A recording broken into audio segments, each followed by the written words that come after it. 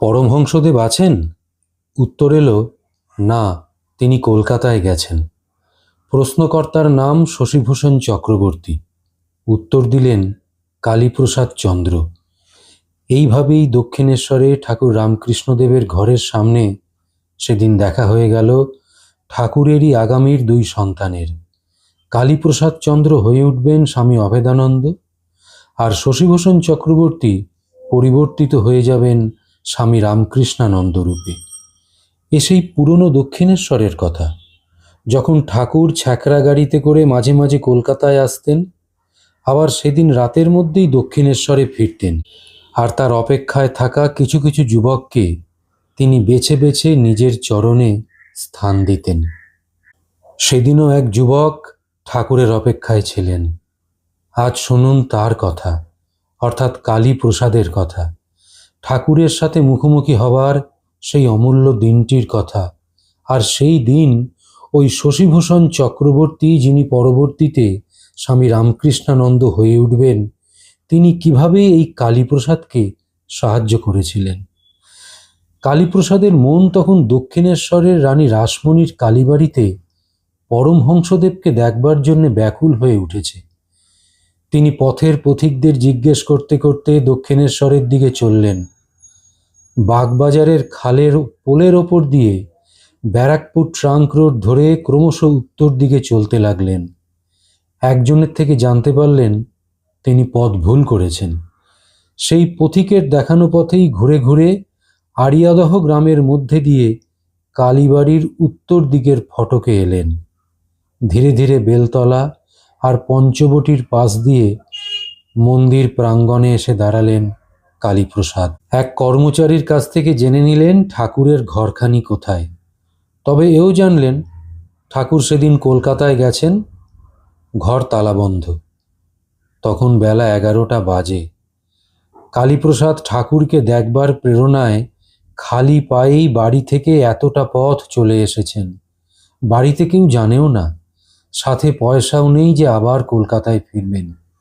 ক্ষুধায় তৃষ্ণায় পথশ্রমে ক্লান্ত কালীপ্রসাদ হতাশ হয়েই ওই ঠাকুরের ঘরের উত্তর দিকের সিঁড়িতে মাথায় হাত দিয়ে বসে পড়লেন। এবার শুনুন কালীপ্রসাদ নিজের মুখেই কি জানাচ্ছেন। বলছেন, কি করব এসব ভাবতে ভাবতে অধীর হয়ে কাঁদতে লাগলাম, আর ব্যাকুল হৃদয়ে এদিক সেদিক তাকাতে লাগলাম, যদি কোনো সহৃদয় ব্যক্তিকে দেখতে পাই। বাগানের ফটকের দিকে তাকিয়ে দেখলাম এমন সময় এক যুবক ছাতা হাতে করে আমার দিকে আসছে।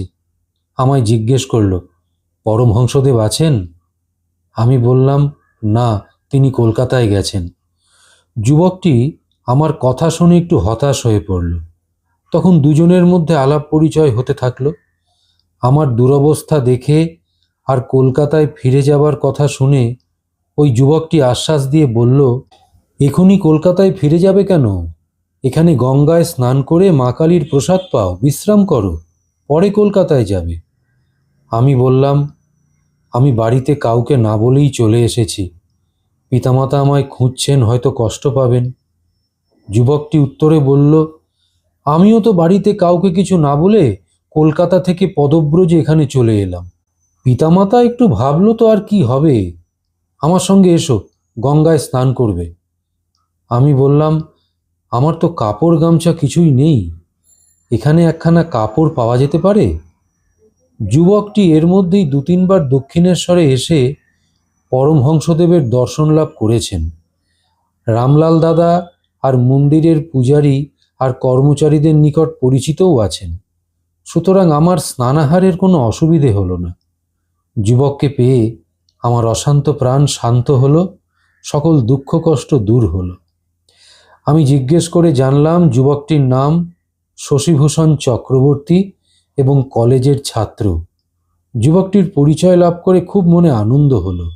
যাই হোক, এই শশীভূষণের সঙ্গে গঙ্গা স্নান করে মা কালীর প্রসাদ পেয়ে খুব তৃপ্ত হলাম।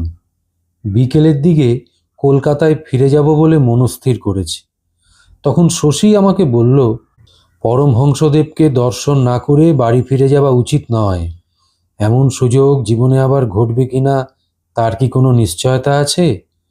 যখন এত কষ্ট স্বীকার করে তার দর্শনের জন্য এখানে এসেছো, তখন অপেক্ষা করাই ভালো।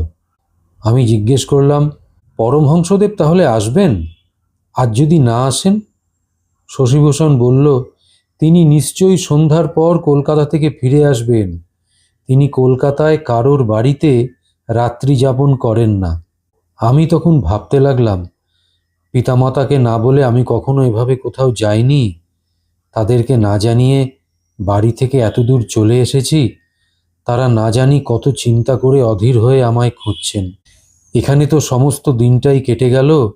আমার এখন বাড়ি ফিরে যাওয়াই উচিত।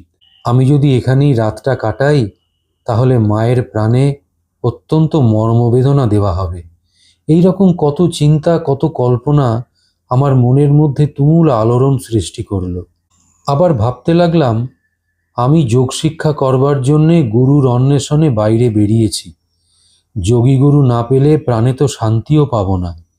সুতরাং যখন এত দূর অগ্রসর হয়েছি, তখন পরমহংসদেবকে দর্শন না করে বাড়ি যদি ফিরে যাই, পুনরায় হয়তো দর্শন করবার জন্য আবার এখানে আসতে হবে। সেই সুযোগ আবার কতদিনে ঘটবে, এই সব ভেবে যাচ্ছি, কিন্তু বুঝতে পারছি না আমার করণীয় কি। শশীভূষণ আমার মনের অবস্থা বুঝে বলল, ভাই, এত ভাবনা কিসের জন্যে? এই দেখো, আমিও পিতামাতাকে না বলে এখানে এসেছি। আজ রাত্রে এখানেই থাকবো। তোমার অবস্থা আমারই মতো। পিতামাতা একটু চিন্তা করে কাতর হবেন, তারপর যখন তোমাকে নিকটে পাবে তখন আবার আনন্দিত হবেন। তুমি যখন এখানে সমস্ত দিনটা কাটালে, তখন আর অল্পক্ষণের জন্যে কেন বাড়ি ফিরে যাবে? এখানেই রাত্রি যাপন করে আগামীকাল সকালে কলকাতায় ফিরে যাও। আজ আমার সঙ্গে এই পবিত্র স্থানেই রাত্রি যাপন করো।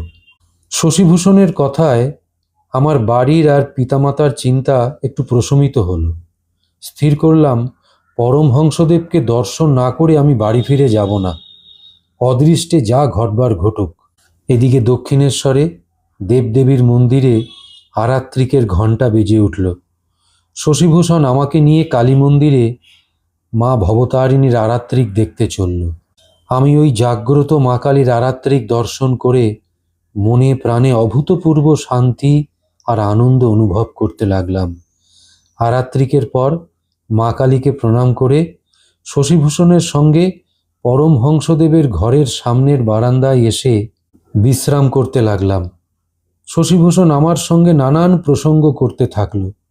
কিছুক্ষণ পরে মা কালীর পূজারী রামলাল দাদা শীতল ভোগের প্রসাদ, 2খানি লুচি আর একটু চিনি শশীভূষণ আর আমাকে দিয়ে জলযোগ করতে বললেন।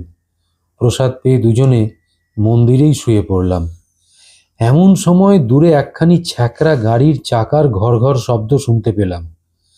শশীভূষণ আর রামলাল দাদা বললেন, এবার পরমহংসদেবকে নিয়ে ঘোড়ার গাড়ি আসছে। তিনি কলকাতার গৃহস্থ বাড়িতে কোনোদিন রাত্রি যাপন করেন না। ক্রমশ সেই ছ্যাঁকড়া গাড়ি পরমহংসদেবের ঘরের উত্তর পূর্ব দিকে সিঁড়ির ধারে এসে থামল। শশীভূষণ, রামলাল দাদা আর আমি দাঁড়িয়ে উঠলাম। আমার বুকের ভিতরটা দূর দূর করে কাঁপতে লাগলো। আমি নির্বাক হয়ে দাঁড়িয়ে রইলাম।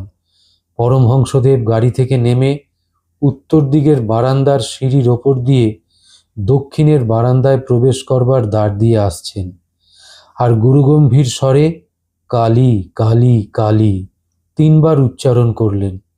তারপর তিনি তার ঘরের মধ্যে পাতা ছোট্ট একটি তক্তপোষে উপবেশন করলেন।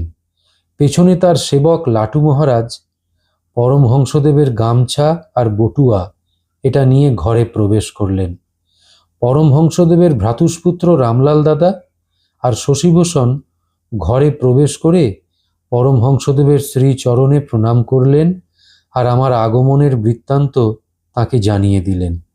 আমি ভয়ে আর ভক্তিতে নির্বাক হয়ে বারান্দায় দাঁড়িয়ে আছি।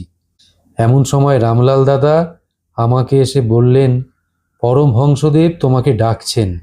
আমি অগত্যা ভয়ে ভয়ে অগ্রসর হয়ে ঘরের মধ্যে প্রবেশ করলাম আর পরমহংসদেবের শ্রীচরণে মস্তক রেখে প্রণাম করলাম। শরীরের সমস্ত গ্লানি দূর হয়ে যেন পরম শান্তির স্রোতে ভরে গেল। পরমহংসদেব সস্নেহে আমাকে মাদুরের ওপর বসতে বললেন। তারপর জিজ্ঞেস করলেন, তুমি কে, বাড়ি কোথায়, নাম কি, তুমি কি জন্যে এত কষ্ট করে এখানে এসেছো, কি চাও, এসব জিজ্ঞেস করলেন। আমি ভক্তি গদগদ কণ্ঠে বললাম, আমার যোগ শিক্ষা করার ইচ্ছা, আপনি কি আমায় যোগ সাধনা শিক্ষা দেবেন? পরমহংসদেব এই কথা শুনে কিছুক্ষণ নীরব রইলেন। তারপর বললেন, তোমার এই অল্প বয়সে যোগ সাধনা করার ইচ্ছে হয়েছে, এটি খুব ভালো লক্ষণ। তুমি পূর্বজন্মে এক বড় যোগী ছিলে, একটু বাকি ছিল, এই তোমার শেষ জন্ম। হ্যাঁ, আমি তোমায় যোগ শিক্ষা দেব। আজ রাত্রিতে বিশ্রাম করো, কাল সকালে আবার এসো। আমি শুনে আশ্বস্ত হয়ে পরমহংসদেবের শ্রীচরণে বারবার প্রণাম করে তার ঘর থেকে বারান্দায় এসলাম।